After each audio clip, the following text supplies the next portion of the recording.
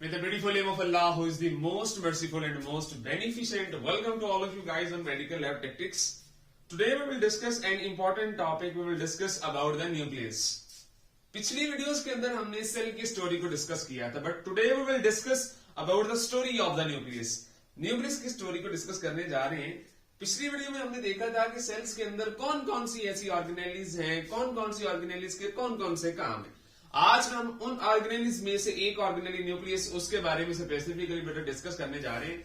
इसमें हम देखेंगे कि न्यूक्लियस के अंदर कौन कौन से कंपोनेंट्स मौजूद होते हैं, किस कंपोनेंट को क्या नाम देना है और उस कंपोनेंट का क्या फंक्शन है. इंपॉर्टेंट टॉपिक है. बड़े स्टूडेंट्स इससे अनअवेयर हैं. During interviews and during different questions and during test ये सारी चीजें पूछी जाती हैं. We will discuss about the story of the nucleus.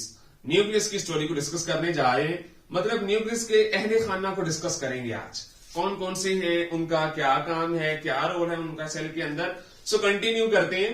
So very of the first we will discuss what is the nucleus. बेटा nucleus is an enveloped organelle that is present in eukaryotes and prokaryotes के अंदर it is without any envelope. ये इतना prominent नहीं होता. So इसी वजह से इस prokaryotes and eukaryotes both are different from each other. So nucleus क्या चीज है, हम यहाँ पे यूकेरियोटिक सेल की न्यूक्लियस की डिस्कशन करते हैं जी. Just trying to explain here, just like this is the nucleus of the cell. अब न्यूक्लियस के अंदर this is the genetic material. DNA, RNA, proteins हैं, these are all about the genetic makeup. ये सारा genetic makeup है. Nucleus के अंदर कुछ प्रोटीन्स मौजूद है और कुछ ऐसे न्यूक्लियोटाइड सब कंपोनेंट्स मौजूद है. डिस्कस करेंगे अभी.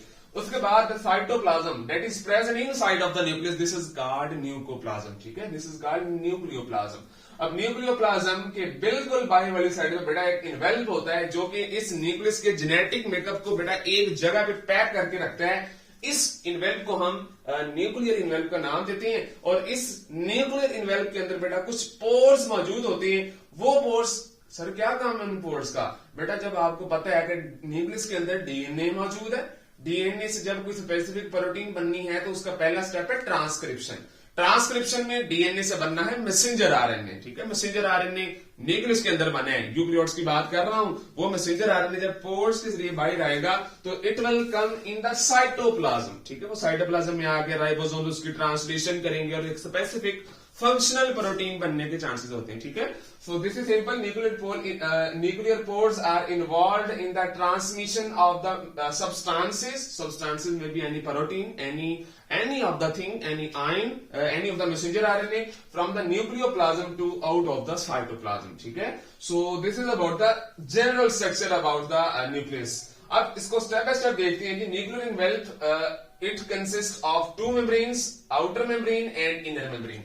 आउटर मेम्ब्रेन के बिल्कुल साथ यहाँ पे राइबोसोम्स अटैच होते हैं. यहाँ पे एंडोप्लाज्मिक रेटिकुलम भी एक साइड से अटैच होता है आपके न्यूक्लियस के पास. बिकॉज जब आपके राइबोसोम्स होते हैं वो प्रोटीन बनाते हैं. प्रोटीन बनने के बाद वो एंडोप्लाज्मिक रेटिकुलम उसको इंगल्फ करता है और उसको गोल्जी के पास भेजता है. गोल्जी उसकी प्रॉपर उसकी पैकिंग करके आपकी बॉडी के सेल्स को प्रोवाइड कर देती है. So inner membrane is attached. This is the inner membrane. This is the reddish in colour. This is the inner membrane that is attached with lamina of the nucleus and the lamina of nucleus is called nucleoplasm. उसके बाद nuclear pores की बात कर लें. Nuclear pores are present. इसकी एक opening बाहर side पे होती है, एक ओपनिंग इसकी इन साइड वाली मतलब इंटरनल रीजन के अंदर मौजूद होती है. So outer region involve in messenger RNA transmission and the inner involve in nucleotides. यहाँ पे काफी न्यूक्लियोटाइड्स होती हैं जो all of this is included in the nuclear pores. Nucleoplasm की बात कर लें कि न्यूक्लियोप्लाज्म के अंदर कौन कौन सी चीजें मौजूद होती हैं. This is the nucleolus. अब न्यूक्लियस और न्यूक्लियोलस दो डिफरेंट चीजें होती हैं. Nucleus is a general and broad term और उस न्यूक्लियस के अंदर एक specific region that is really dark, काफी डार्क रीजन होता है. उस रीजन को हम न्यूक्लियोलस का नाम देते हैं. जस्ट लाइक टू डैट मैं कहता हूं this is the dark region of the nucleus. So this is the nucleolus of the region nucleus. वहां पे क्या होता है, वहां पे आरएनए की सिंथेसिस होनी है, राइबोसोम्स की फॉर्मेशन होनी है. एमसीक्यूज आता है कि वैसे ये पता होना है आपको कि जो राइबोसोम्स की फैक्ट्री किसे कहा जाता है, न्यूक्लियोलस को कहा जाता है. न्यूक्लियोलस के अंदर सारे राइबोसोम्स बनते हैं और फिर वही जो राइबोसोम्स होते हैं वो प्रोटीन्स बनाते हैं. सो प्रोटीन्स की जो फैक्ट्री है, these are the ribosomes and जो राइबोसोम्स की फैक्ट्री है, दिस इज द न्यूक्लियोलस. उसके बाद थर्ड काम इसका प्रोटीन्स की फॉर्मेशन करवाना है। Next of the component is chromatin. अब ये क्रोमेटिन ही ऐसा मटेरियल होता है that is called genetic makeup of the humans. इसको हम genetic makeup of the humans का नाम देते हैं। सो ये क्रोमेटिन में क्या क्या चीजें मौजूद होती हैं? This chromatin actually consist of two parts. इसमें दो चीजें मौजूद होती हैं, ये सारी यहां पे मैंने ड्रॉ की हैं। इसको स्पेसिफिकली भी देखेंगे। सबसे पहले क्रोमेटिन के अंदर बेटा डीएनए मौजूद होता है, और डीएनए के साथ साथ इसमें हिस्टोन प्रोटीन्स मौजूद होती हैं। ठीक है, histone proteins and DNA both are present here and these are involved in the transmission of hereditary material. यही वो मटेरियल है जो कि एक जनरेशन से नेक्स्ट जनरेशन न्यू सेल्स के अंदर, न्यू ऑर्गेनिजम्स के अंदर, न्यू ऑफस्प्रिंग्स के अंदर बेटा ट्रांसफर होता है। So chromatin consist of DNA and histone protein. DNA पे होता है नेगेटिव चार्ज और हिस्टोन पे होता है पॉजिटिव चार्ज। सर ये नेगेटिव पॉजिटिव कैसे आया, डिस्कस करेंगे अभी। उसके अलावा ये क्रोमेटिन बेटा दो तरह का हो सकता है। एक तो हेटेरोक्रोमेटिन होता है या तो यूक्रोमेटिन हो जाता है। ठीक है ना। हेटेरोक्रोमेटिन का मतलब होता है कि जो जेनेटिक मेकअप है, ये जो डीएनए हिस्टोन प्रोटीन्स है, वो काफी कंडेंस्ड फॉर्म में, काफी कॉम्पैक्ट फॉर्म में, एक क्या उसका नाम है कि जाल सा बना के न्यूक्लियस के अंदर बैठी है, कोई स्पेसिफिक पैटर्न मौजूद नहीं है उसका। So this type of chromatin is called heterochromatin. It is highly condensed region of the genetic makeup, और इस रीजन से कभी भी ट्रांसक्रिप्शन नहीं होती। अभी बताया मैंने ट्रांसक्रिप्शन क्या चीज है। डीएनए से आरएनए बनने का process, this is called transcription, और आरएनए से protein, this is called translation. So collectively we will call it central dogma. इसको डिस्कस करेंगे नेक्स्ट वीडियोस के अंदर। What is central dogma, what is transcription, what is translation, detail. तो जब वो हेटेरोक्रोमेटिन एक स्पेसिफिक शक्ल के अंदर, एक स्पेसिफिक वे के अंदर, एक स्पेसिफिक पैटर्न के अंदर कन्वर्ट हो जाता है, जो पैटर्न रीड करके आपके जो सेल है वो डीएनए से आरएनए बना सकता है। So this pattern of chromatin is called euchromatin pattern. ठीक है, this is less condensed region. ये थोड़ा लेस कंडेंस होता है, मतलब कम बिखरा होता है। स्पेसिफिक एक शेप आ जाती है आपके क्रोमोसोम्स को, और इस स्पेसिफिक क्रोमोसोम्स की शेप को ट्रांसक्राइब करना इजी होता है। सो ऑटो जो है euchromatin, it is more reliable for the transcription then that of the heterochromatin. अब आते हैं अपने क्रोमेटिन की तरफ। हमने डिस्कस काफी किया व्हाट इज क्रोमेटिन। इसको स्ट्रक्चरली देखने की कोशिश करते हैं। क्रोमेटिन एक्चुअली क्या चीज है आपकी बॉडी के अंदर? क्रोमेटिन क्या चीज है? क्रोमेटिन आपकी बॉडी के अंदर जो सेल्स है, न्यूक्लियस के अंदर जो जेनेटिक मेकअप है, उसका जो एक पैटर्न है, मीन्स के उसका एक क्या उसका नाम है कि एक स्पेसिफिक रीजन है, एक स्पेसिफिक सीक्वेंस है। उस सारी सीक्वेंसेस को हम कलेक्टिवली क्रोमेटिन्स का नाम देते हैं। It consist of two parts, DNA and histone protein. अब मैं क्रोमोसोम्स की तरफ आ रहा हूं, मतलब जो मेरा क्रोमेटिन था it is in euchromatin form, एक स्पेसिफिक शेप की फॉर्म में आ चुका है। हर टाइम आपके जो क्रोमोसोम्स है भाई वो इस तरह के नहीं होते। ये चीज आप माइंड से निकाल दें कि हर टाइम जो आपकी बॉडी में सेल्स है, सेल्स में अंदर न्यूक्लियस है, न्यूक्लियस के अंदर जो क्रोमोसोम्स है जिसमें डीएनए और हिस्टोन प्रोटीन्स अटैच है, वो हर टाइम इस शेप में जो है वो नहीं होती। They come in this stage when cell need to transcription के प्रोसेस में जो हेटेरोक्रोमेटिन होता है वो यूक्रोमेटिन के अंदर कन्वर्ट होता है। Euchromatin is just like to that, एक स्पेसिफिक शेप आ जाती है आपके क्रोमोसोम्स को। अब उस क्रोमोसोम्स के ऊपर क्या चीज है, इसकी मिसाल मैं ऐसे देता हूं जैसे आपके पास बेटा एक नलकी होती है, नलकी में आप धागा को रैप कर देते हैं, सेम लाइक दैट क्रोमोसोम्स की समझिए वो आपकी नलकी है, उसके अराउंड एक धागा है, एंड दिस धागा is called DNA and histone protein. वो जो धागा है प्रॉपर उसके अराउंड बेटा कॉइल होता है। So this coiled region that is around this chromosome and this is the DNA and histone protein. I just trying to magnified, मैंने इसको थोड़ा मैग्निफाई करने की कोशिश की और मैग्निफाई फर्दर किया। This is the super coiling structure, this is about simple structure that I am just trying to draw here. तो यहाँ पे जैसे हम इसको मजीद मैग्नीफाई करने की कोशिश करते हैं तो हमारे पास ये वाला रीजन आता है। ठीक है, ये वाला रीजन आता है। अब यहाँ पे कौन कौन सी चीजें मौजूद हैं? सबसे पहले this is the reddish portion, I call it the histone protein. ठीक है, हिस्टोन प्रोटीन होती है जिसके अराउंड आपका डीएनए होता है, वो रैप होता है। सर हिस्टोन प्रोटीन डीएनए के साथ कैसे रैप कर गई? बेटा आपको वजह बताई थी ना, यहाँ पे जो आपकी histone protein it is positively charge, DNA is negatively charge. So this positive negative interaction जो मैंने यहाँ पे शो की हुई है, ये इनको एक दूसरे के साथ अटैच करवा के रखती है। सर जो आपका हिस्टोन है उस पर पॉजिटिव चार्ज कैसे आया, डीएनए पे नेगेटिव चार्ज कैसे आया? सो बताने जा रहा हूं।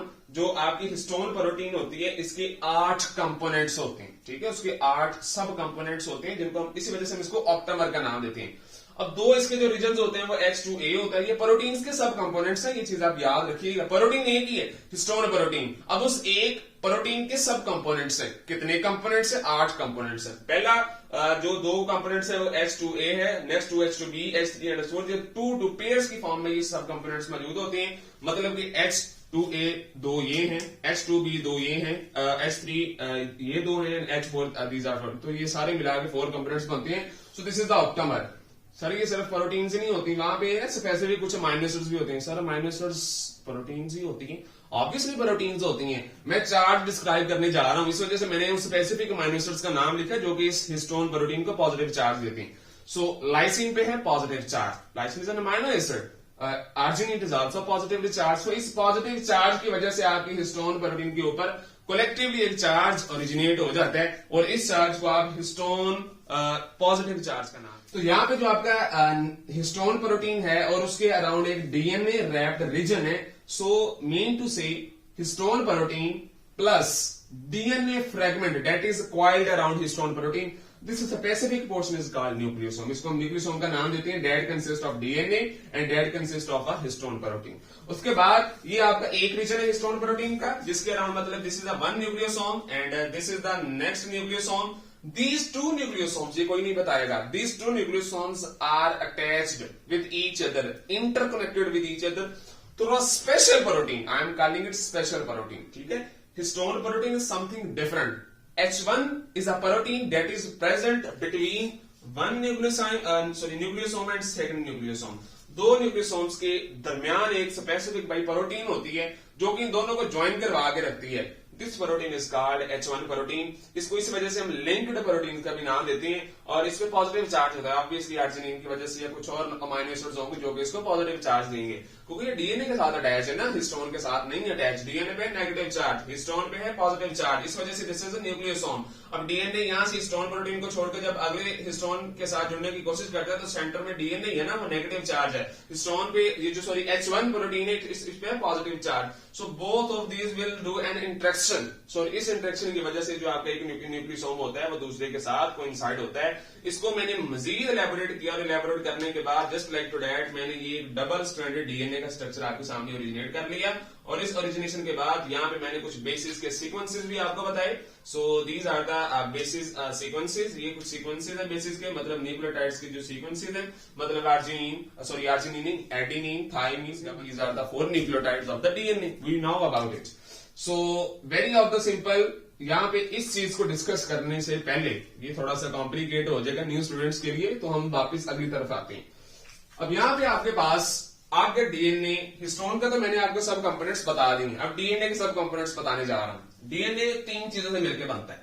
एक तो नाइट्रोजनस बेसिस होती है उसमें, एक तो उसमें फॉस्फेट ग्रुप्स इन्वॉल्व होती है, एक उसमें पेंटोज शुगर इन्वॉल्व होती है, मतलब 5 कार्बन शुगर इन्वॉल्व होगी।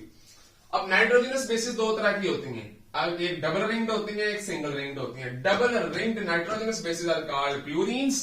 सर ये प्यूरिन्स का तो नाम हमने पहले भी सुना हुआ है बेटा, ऑब्वियसली आपने सुना हुआ है। अगर आप मेडिकल के स्टूडेंट्स हैं तो बेटा जो यूरिक एसिड की फॉर्मेशन होती है ना इंसानों के अंदर, वो प्यूरिन्स की डीजनरेशन से होती है। सो यही वो प्यूरिन्स होती हैं मैक्सिममली जो कि यूरिक एसिड की फॉर्मेशन करवाती हैं। जिन पर्संस का यूरिक एसिड ज्यादा होता है, इट्स मीन उनके जेनेटिक नाइट्रोजनस बेसिस की डीजनरेशन, ठीक है, वो कैटाबॉलिज्म बहुत ज्यादा हो रही है, प्यूरिन बहुत ज्यादा डीजनरेट हो रही है, जिसकी वजह से वो यूरिक एसिड की फॉर्मेशन हो रही है। और यूरिक एसिड की फॉर्मेशन से आपके ब्लड के अंदर यूरिक एसिड इंक्रीज होगा, ठीक है, और आपके जब वो ब्लड आपका जाएगा किडनी के पास फिल्ट्रेशन के लिए, आपकी यूरिन में भी यूरिक एसिड आना स्टार्ट हो जाएगा। So coming towards the topic, double ring structure is called purine. Purine 2 तरह की होती है, adenine and guanine, and single ring structure is called pyrimidine. This is about the thymine and cytosine. Next this is the first component, मैंने यहाँ पे this is the first component of the DNA. ये सब component है आपका DNA का पहला। दूसरा सब कंपोनेंट है दैट इज फॉस्फेट ग्रुप।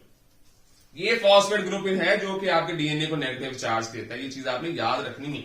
अब this is the phosphate group, ठीक है, इसको मैं आप इस फॉर्म में लिख सकते हैं, नेगेटिव चार्जेस है, ठीक है, नेगेटिव चार्जेस होते हैं इस पे। इस नेगेटिव चार्ज की वजह से बेटा आपका जो डीएनए होता है, जस्ट लाइक टू दैट, ये आपका फास्फोरस होता है जो कि आपके इस पेंटोज शुगर के साथ अटैच होता है, और पेंटोज शुगर दूसरी साइड पे बेस के साथ अटैच होती है। ये फॉस्फेट ही आपके उस डीएनए को भाई नेगेटिव चार्ज देता है, ये चीज आपने याद रखनी है। So this is the phosphate group that is involved. एक उसका 3rd कार्बन पे, just like to that, but इसको मैं भी एक्सप्लेन करता हूं। Just like to that, this is the 1st carbon, second, third, fourth and this is the fifth carbon. अब fifth carbon के ऊपर this is the fifth carbon, fourth carbon, third carbon, second carbon, first carbon. जो आपका P है, this is the P region, एक side से वो तीसरे कार्बन के साथ अटैच है, एक साइड से वो पांचवें कार्बन के साथ attach, this is the fifth carbon, ठीक है। So this is the third, क्या इसका नाम है, side and third carbon side, this is the fifth carbon side. ये दो साइड से इस तरह एक दूसरे के साथ, एक तरफ पांचवा कार्बन, एक तरफ तीसरा कार्बन, ये एक दूसरे के साथ ऐसे अटैच होती है। Next is about the sugar, मतलब शुगर, पेंटोज शुगर की बात करेंगे। आपके हेरिडेटरी मटेरियल के अंदर भाई होती पेंटोज शुगर है। अब दो तरह की होती है पेंटोज शुगर, एक तो ऑक्सीराइबोस, एक डीऑक्सीराइबोस। सर इसमें डिफरेंस बताएं, come on the stage. Just like to that, these are the 2 5 carbon sugars. ये मैंने 5 कार्बन शुगर्स ड्रॉ किए हैं यहाँ पे, and this is the phosphate group. Just मैंने सिर्फ ड्रॉ किया कि दिस इज द लोकेशन जहां पे आपका फॉस्फेट ग्रुप अटैच होता है। So first carbon, second, third, fourth and fifth carbon. अब इस रीजन में और इस स्ट्रक्चर के रीजन में आपको कोई डिफरेंस नजर आ रहा होगा। यहाँ पे O अवेलेबल है, यहाँ पे O अवेलेबल नहीं है, ठीक है। जब आप इसकी डीऑक्सीडेशन करवा देते हैं तो आपके पास ऑक्सीजन रिमूव हो जाता है। So removed oxygen pentose sugar is called deoxyribose. और जिसमें रिमूव नहीं होता, OH अटैच होता है, हाइड्रोजन नहीं, O भी साथ उसके अटैच है, this sugar is called ribose sugar. RNA के अंदर आपकी राइबोज शुगर होती है, डीएनए के अंदर आपकी डीऑक्सीराइबोज शुगर होती है, ठीक है। आपका डिफरेंस इसका पता होना चाहिए। जो डीऑक्सीराइबोज है, it do not has oxygen at the second carbon, but the ribose sugar है the oxygen at the second carbon. उसके बाद दिस इज द न्यूक्लियोटाइड। अब वापस अपनी इस चीज की तरफ आते हैं जो मैंने अभी आपको बतानी थी। जस्ट लाइक टू डैट भाई, this blackish region, this is the sugar molecule, this is the sugar molecule, और इस ब्लैक रीजन के बिल्कुल यहाँ पे फॉस्फेट ग्रुप से अटैच होंगे। सो फॉस्फेट एंड शुगर्स, और उसके साथ जो सेंटर में नाइट्रोजनस बेसिस अटैच है, ये वाली दोनों, जो कि यहाँ पे अरेंजमेंट अभी दिखाता हूँ, यहाँ पे समझाता हूँ। So these are collectively called nucleotides, इनको न्यूक्लियोटाइड्स का नाम देते हैं। दिस इज कॉल्ड न्यूक्लियोसाइड, जैसे उसके साथ शुगर हमने अटैच की, सॉरी बेस हमने अटैच की, this is collectively called nucleotides. और इस न्यूक्लियोटाइड को हम कहते हैं this is the nucleic acid of the nucleus, ठीक है। This is the nucleic acid of the nucleus, genetic makeup of the nucleus. तो continue next word that like that. यहाँ पे न्यूक्लियोटाइड का मैंने एक स्पेसिफिक सीक्वेंस, एक सब कंपोनेंट, एक यूनिट यहाँ पे ड्रॉ किया है जी। This is the pentose sugar. Sir ये अब आप बताएं कि ये राइबोज शुगर है या डीऑक्सीराइबोज शुगर, बताएं जी। हम डीएनए के बारे में पढ़ रहे हैं, तो डीएनए के बारे में अभी मैंने बताया कि दिस इज डीऑक्सीराइबोज। तो यहाँ पे OH होने की बजाय भाई यहाँ पे आपका H इन्वॉल्व होगा, ठीक है, यहाँ पे H मौजूद होगा। So that's why we will call it the deoxyribose DNA components. So this is the pentose sugar. साथ उसके फर्स्ट कार्बन पे एमसीक्यूज है, फर्स्ट कार्बन पे आपके पास नाइट्रोजनस बेसिस अटैच है, और फिफ्थ कार्बन के ऊपर आपका वो negatively charged giving species, that is phosphate group, that is attach. तो ये है आपका एक न्यूक्लियोटाइड का सीक्वेंस। अब यहाँ पे एक और चीज आपको समझाने जा रहा हूं। Just like to that, this is the fifth carbon. Next जो आपका फॉस्फेट ग्रुप अटैच होगा, this will that region. So this is the third carbon, this is the fifth carbon. तो डीएनए का जो नीचे वाला या एक साइड होती है वो थर्ड कार्बन होती है, दूसरी वाली साइड फिफ्थ कार्बन होती है। इसी वजह से तो भाई हम आपके जो डीएनए होता है उसको 5 प्राइम to 3 प्राइम कहते हैं। This is the third carbon of the ribose sugar and this is the fifth carbon, and पे बाद fifth carbon पे आगे खत्म होनी है। So that's why we will call it the 3 carbon to 5 prime या 3 prime to 5 prime. This is the specific positions that are based on the carbon numbers, carbon atoms की base पे, उसके number की बेस पे उसको DNA को कहते हैं। This is the third and this is the 5 prime. तो कॉम्प्लीमेंट्री इस डीएनए का स्ट्रक्चर देखने जा रहे हैं। इंपॉर्टेंट एमसीक्यूज है जी, आप ध्यान से देखिएगा जरा। एडेनिन और थाइमिन में 2 हाइड्रोजन बॉन्ड है, गुआनिन और साइटोसिन में 3 हाइड्रोजन बॉन्ड्स इन्वॉल्व होते हैं। यहाँ पे मैंने डीएनए ड्रॉ किया है, जस्ट लाइक टू डैट। आपके जो डीएनए होता है ना वो डबल स्टैंडर्ड होता है, हमें पता है। तो डीएनए का जो दोनों स्टैंड होते हैं वो पैरेलल एक दूसरे के साथ नहीं अटैच होते।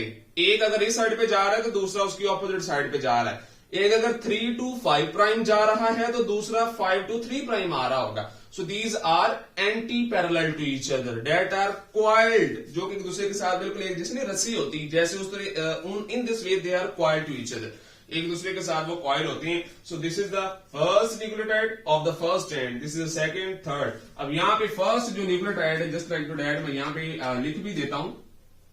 This is the first nucleotide. इस फर्स्ट न्यूक्लियोटाइड का तीसरा कार्बन नेक्स्ट 5वें कार्बन के साथ अटैच है, बजरिया फास्फेट।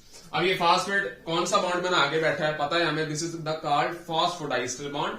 और यही वो फॉस्फोडाइस्टर बॉन्ड होता है जो एक न्यूक्लियोटाइड को दूसरे न्यूक्लियोटाइड के साथ जोड़ के रखता है, ठीक है। इनकी इसी वजह से भाई जो आपकी राइबोज शुगर होती है, इंपॉर्टेंट एमसीक्यू से, जो राइबोज शुगर है जो, और ये जो आपका फास्फेट ग्रुप है, this is called backbone of DNA, ठीक है। This is also called backbone of the DNA. ये सब डीएनए में सेम रहती है। चेंजेस कहां पे आती है? चेंजेस आपकी जो डीएनए में होते हैं, आपका डीएनए मेरा डीएनए एक दूसरे से डिफरेंट है, बिकॉज हमारी ये वाली चीजें बिल्कुल सेम है, the ribose sugar and the phosphate group, लेकिन जो आपका नाइट्रोजनस बेसिस का सीक्वेंस है, मे बी मेरे में जीसी हो, लेकिन आप भी हो सकते हैं जीसी हो, टीके हो, एटी हो, तो this sequence of nucleotides that are hydrogen bonded to each other, this is different from one species to other species. Different नहीं होता, सीक्वेंस ऊपर नीचे होता है। ये चार ही बेसिस आप में, चार ही बेसिस मेरे में, लेकिन सीक्वेंस मेरी पहली चार है वो 80 है, देन जीसी स्टार्ट होगी, लेकिन आपकी पहली दो जीसी है, अगली 80 स्टार्ट होगी। So this sequence vary from one organism, one human to other human. So this is the structure, this is the first strand, this is the 5 carbon, we will call it the 5 prime, and this is the third carbon, I will call third prime. So this is going from 3 to 5. जो opposite हो गया, मैंने कहा था anti parallel होता है, तो इसी स्ट्रैंड को मैंने पुत्र उल्टा करके यहाँ पे ड्रॉ कर दिया है। तो यहाँ पे अगर 5 3 था तो 5 के सामने क्या आना है? 3 आना है, क्योंकि मैंने इन्वर्स कर दिया। अगर मैं इन्वर्स या एंटी पैरेलल ना करता तो आपके पास, मेरे पास यहाँ पे 5 कार्बन ही आता, 5 प्राइम ही आता, लेकिन नहीं आया बिकॉज एंटी पैरेलल होते हैं दोनों स्ट्रैंड्स। सो सिंपल स्टोरी है आपके पास, this is the first nucleotide of second strand, this is the second nucleotide of the second strand, and this is the third nucleotide of the second strand. So both are these attached with a hydrogen bond. बड़ा मजबूत bond होता है भाई hydrogen में bond होता है, ठीक है। पोलराइजेशन के बाद, पोलर फॉर्मेशन के बाद यहाँ पे ऑक्सीजन हाइड्रोजन में बॉन्ड बनता है। इस नाइट्रोजनस बेसिस की स्ट्रक्चर भी इंशाल्लाह हम सोन डिस्कस करेंगे डीपली कि कैसे ये जो एक दूसरे के साथ अटैच होते हैं, कैसे ये जो नाइट्रोजनस बेसिस है एक दूसरे के साथ बॉन्ड्स की फॉर्मेशन करवाती हैं, कैसे हाइड्रोजन बॉन्ड की फॉर्मेशन होती है। सो वापस आते हैं, these two strands are interrelated with hydrogen bond, एक दूसरे के साथ ये ज्वाइंट होते हैं, कॉन्जुगेट होते हैं, and both of these strands are anti parallel to each other. अब यहाँ पे तो एक ऐसी टर्म है जो कि मैंने यहाँ नीचे ड्रॉ करने की लिखने की कोशिश की, this are called the minor groove and major groove. अब ग्रूव का क्या मतलब होता है? किसी भी बेंडेड रीजन को हम ग्रूव का नाम देते हैं। अगर तो वो bended region, just like to that, this is the structure, अगर तो वो बेंडेड रीजन छोटा है, I will call it the minor groove. अगर तो बेंडेड रीजन काफी डीप है, काफी स्टीप है, I will call it major groove. तो सेम लाइक दैट आपके डीएनए के रीजन के अंदर एक रीजन, एक नहीं मतलब सारे रीजन में माइनर भी होता है, मेजर भी होता है, लेकिन मैंने यहाँ पे दो ड्रॉ किए हुए हैं। So this is the minor region, जिसमें जो आपके इस एक क्या इसका नाम है जी, क्वाइल्ड स्ट्रक्चर का दूसरे क्वाइल्ड से एक बड़ा लेस डिस्टेंस होता है, इस डिस्टेंस या स्टीपनेस को हम, इस झुकाव को हम माइनर ग्रूव का नाम देते हैं। और जो नेक्स्ट है, this is highly steep and highly dipped region, and this is called groove. कौन सी ग्रूव है जी भाई? मेजर ग्रूव है। So simply this is about the nucleus. Sir आपने एक चीज नहीं बताई, कहानी वो भी बताएं जो कि आपने वहां पे ट्राई की, ऑब्वियसली बताने जा रहा हूं, एपिजेनेटिक्स। अब एपिजेनेटिक्स एक्चुअली बहुत बड़ी चीज है, बहुत बड़ी चीज है ये। इसको एक्सप्लेन करना इस वीडियो में इम्पॉसिबल है, बहुत डिटेल से। I will describe it generally explain करने की कोशिश करता हूं। अब एपिजेनेटिक्स होती क्या चीज है? मॉलिक्यूलर बायोलॉजी के रिलेटेड जो पर्सन है उनको पता होगा। I am just trying to generally मैं आपको डिस्क्राइब करने की कोशिश करता हूं। एपिजेनेटिक्स का मतलब होता है कि आपका जो जेनेटिक मेकअप है, आप उसमें इन्वायरमेंटल फैक्टर्स की वजह से या फिजिकली या मैकेनिकली उसमें किसी तरह की कोई रद्दोबदल कर दें। दिस इज कॉल्ड एपिजेनेटिक्स, ठीक है। आप अपने न्यूक्लिक एसिड के अंदर प्रोग्राम्ड, मतलब खुद जान बूझ के, या आपकी जो सेल है वो जान बूझ के उस सेल न्यूक्लियस के अंदर कुछ चेंजेस लाने की कोशिश करें। These changes are called epigenetics. दो तरह की हो सकती हैं। अभी मैंने बताया कि भाई जो आपका जेनेटिक मेकअप होता है, it consist of DNA and histone protein. तो यहां तो अगर आपने अगर न्यूक्लिक एसिड को डिस्टर्ब करना है, तो यहां तो आप उसमें डीएनए को मॉडिफाई या चेंज करेंगे या हिस्टोन को करेंगे, बिकॉज ये दो चीजें होती है ना। आपका जो हेरिडेटरी मटेरियल होता है, जेनेटिक मटेरियल होता है। सो सिंपल स्टोरी है, come on the board, just I am trying to modify DNA. मैं अपने डीएनए को थोड़ा मॉडिफाई करना चाह रहा हूं। फॉर एग्जाम्पल, मेरा ये डीएनए था और आपको पता है डीएनए से आरएनए बनता है, और this process is called transcription. अब मैं ट्रांसक्रिप्शन कराई जा रहा हूं। मैं यहाँ पे ट्रांसक्रिप्शन को भाई स्टॉप करना चाहता हूं, तो डीएनए में थोड़ी सी मैं चेंजेस लाऊंगा। मैं क्या करूंगा? मिथाइल ग्रुप होता है आपके पास, ये आपका ऑर्गेनिक हाइड्रोकार्बन है, ठीक है। हाइड्रोकार्बन है मीथेन, मीथेन से मिथाइल बनता है। जब आप जस्ट लाइक टू दैट, मैं यहाँ पे लिखता हूं जी CH4, this is the methane. अगर आप इसमें से एक हाइड्रोजन रिमूव कर देते हैं तो 3 कार्बन बच जाते हैं, जो हाइड्रोजन बच जाते हैं, और कार्बन का जो चौथा बॉन्ड होता है, बिकॉज कार्बन इज टेट्रावैलेंट, तो जो चौथा बॉन्ड होगा वो आएगा और यहाँ पे आके आपके डीएनए के स्पेसिफिक फॉस्फेट ग्रुप के साथ भाई अटैच होगा। अब यहाँ पे जब भी आपके पास मिथाइल ग्रुप अटैच होगा तो इन मिथाइल ग्रुप्स की अटैचमेंट को हम एसिटाइलेशन का नाम देते हैं। जहां पे आके ये मिथाइल ग्रुप्स भाई अटैच हो जाएंगे, वहां पे जो ट्रांसक्रिप्शन हो रही थी वहां पे स्टॉप सिग्नल आ गया, ठीक है। ये आपका आरएच इंडिपेंडेंट होता है प्रोसेस, सारा आरएच इंडिपेंडेंट पढ़ेंगे इंशाल्लाह ट्रांसक्रिप्शन ट्रांसलेशन में क्या क्या बनाएंगे सारी। तो जैसे मिथाइलेशन हम इसकी करवाते हैं वहां पे ट्रांसक्रिप्शन का जो प्रोसेस है वो स्टॉप हो जाता है। देखना हमने मॉडिफाई किया डीएनए को, अगर हम मॉडिफाई ना करते, CH3 ऐड ना करते तो ट्रांसक्रिप्शन चलती रहनी थी, वो वाला मैसेंजर आरएनए भी बनते रहना था जिसकी हमें जरूरत ही कोई नहीं। सो इस स्टॉपेज के लिए हम यहाँ पे एसिटाइलेशन का प्रोसेस करवाते हैं और ये वाला एक स्पेसिफिक रीजन होता है, मतलब एक स्पेसिफिक यहाँ पे सीक्वेंस होता है जिसको हम जीसी रीजन का नाम देते हैं। इसी वजह से हम इसको CPG आइसलैंड का नाम देते हैं। वो वाला आइसलैंड, वो वाला रीजन आपके डीएनए के अंदर CPG, जहां पे हम एसिटाइलेशन परफॉर्म करवा के ट्रांसक्रिप्शन का प्रोसेस स्टॉप करवा दें, इस रीजन को हम CPG आइसलैंड का नाम देते हैं। Next, this is modification of DNA. So बचिए हिस्टोन प्रोटीन, उसकी मॉडिफिकेशन भी बड़ी सिंपल है जी। मेरे पास हिस्टोन प्रोटीन्स है, this is the DNA sequence that is coiled around histone protein just like to that. मैं यहाँ पे क्या होता है, एक्चुअली ऐसा होता है कि जो आपकी हिस्टोन प्रोटीन होती है ना, just like this is the red histone protein and this my hand is DNA sequence and DNA nucleotide strand.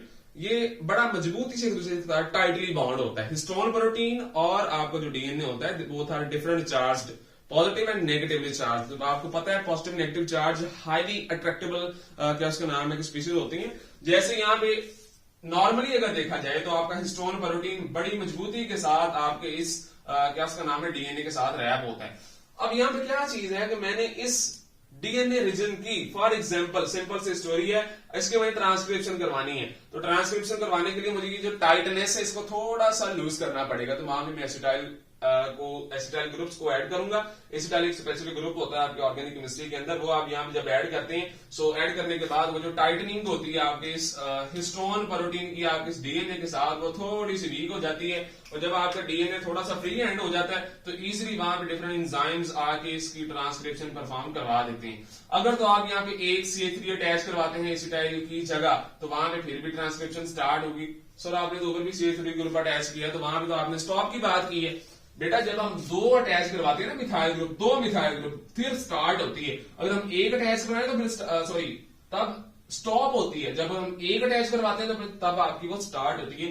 सो जब हम एक मिथाइल ग्रुप को अटैच करेंगे, it will loosen the histone protein with DNA. और अगर मैं 2 को, देखना मैंने यहाँ पे लिखा है कि अगर तो मैं 1 को करूंगा तो वो it will loose and this loosed histone protein and DNA wrapping involve in positive transcription response and transcription जो प्रोसेस होगा वो आपका थ्रू आउट कंटिन्यू रहेगा।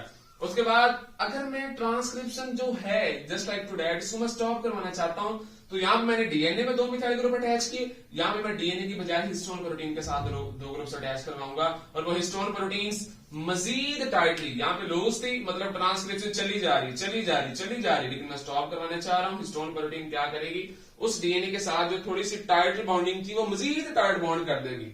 कब करेगी, जब मैं इसके साथ 2 से 3 मिथाइल ग्रुप्स अटैच करवाऊंगा। अगर मैं 1 करवाऊंगा तो इनिशिएट होगी, स्टार्ट होगी, पॉजिटिव ट्रांसक्रिप्शन सिग्नल आएगा, पॉजिटिव ट्रांसक्रिप्शन रिस्पॉन्स आएगा।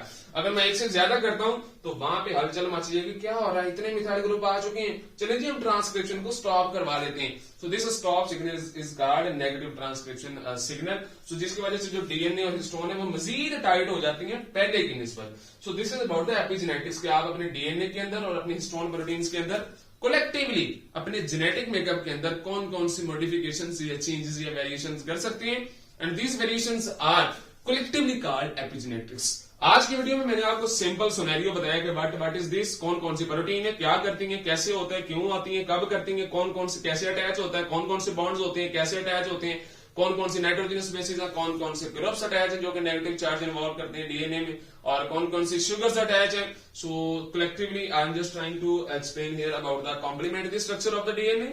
Is any doubt you can ask me the comment box. आप कमेंट बॉक्स में से किसी भी तरह के इसके रिलेटेड क्वेश्चन कर सकते हैं, I will try to answer you. So this is very simple, इसको सिर्फ समझने की कोशिश कीजिएगा, ये लिखने नहीं बैठ जाना कि उन्होंने लिखी जाइए। This is not authentic way to learn something. इसको मेमोराइज करने की पूरी जिंदगी बेटा आपने लिखा ही है सारा, इसको मेमोराइज करने की कोशिश करें. So if you have any question you can ask me. So we will discuss an important topic, an important comprehensive topic in the next video, and we will draw it also. So thank you so much guys. See you soon. We will discuss a new topic in the next video. Goodbye.